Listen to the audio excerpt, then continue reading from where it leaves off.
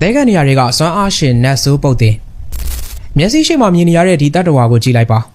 တက်ရှိလမ်းလျှောက်သွားနေတဲ့ရှားစောင်းပင်တစ်ပင်လိုပါပြီဒါပေမဲ့ဒန်နာရီတွေကနဂါးတစ်ကောင်လိုပဲသူ့ရဲ့နာမည်ကတော့ Tony Double စူးနတ်ဆိုးလို့အဓိပ္ပာယ်ရပါသည်နာမည်ကကြောက်စရာကောင်းပေမဲ့ဒီတတ္တဝါရဲ့နောက်ွယ်ကအမှန်တရားတွေကတော့တင်ထင်ထားတာထက်အများကြီးပိုအံ့ဩဖို့ကောင်းနေပါသည်ဒါဟာတာမန်ပုတ်တင်တကောင်မဟုတ်ပါဘူးသူဟာတဲကန်နေရာရဲ့အပြင်းထန်ဆုံးအခြေအနေတွေမှာရှင်သန်နိုင်ဖို့အတွက်မယုံနိုင်စရာစူပါပါဝါတွေကိုပိုင်ဆိုင်ထားတဲ့တဘာဝတရားရဲ့လက်ရာမြောက်ဖန်တီးမှုတစ်ခုပါပဲဒီနေ့မှာတော့သူ့ရဲ့လျှို့ဝှက်ချက်တွေကိုအတူတူဖော်ထုတ်ကြည့်ကြရအောင်ပါတော်နီတဘဲတွေကိုဩစတြေးလျတိုက်ရဲ့အပူပြင်းဆုံးအချောက်တွေ့ဆုံးတဲကန်နေရာတွေမှာပဲတွေ့နိုင်ပါတယ်သူ့ကိုကြည့်လိုက်တာနဲ့အရင်ဆုံးသတိထားမိမှာကတကူလုံးကိုဖုံးအုပ်ထားတဲ့စူးကြုံနေပါပြီဒီစူးတွေကသူ့ကိုတားရဲတလိမ့်ဆန်ရဲ့ရန်ကနေကာကွယ်ပေးတဲ့တန်ကြပ်ကာဝဲဆောင်တစ်ခုလိုပါပဲဒါပေမဲ့ဒီဝဲဆောင်မှာလျှို့ဝှက်ချက်တစ်ခုရှိနေပါလိမ့်အဲ့ဒါကတော့သူ့လေပင်ပေါ်မှာခေါင်းတုလို့ခေါ်တဲ့အဖူကြီးပါ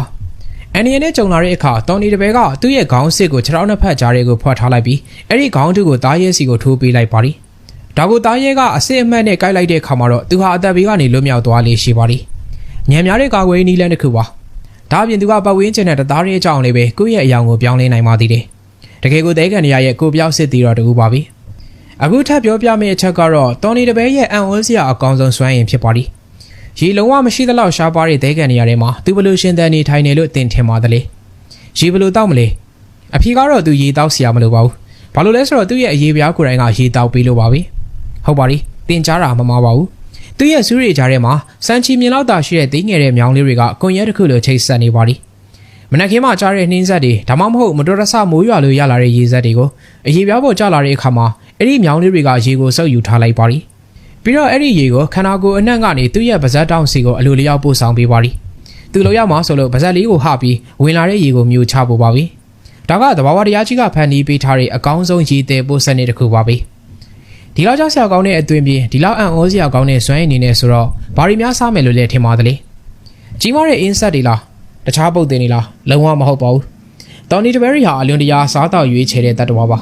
သူစားတာတစ်ခုပဲရှိပါသည်အဲ့ဒါကတော့ပြည့်ရဲစိတ်တွေပါ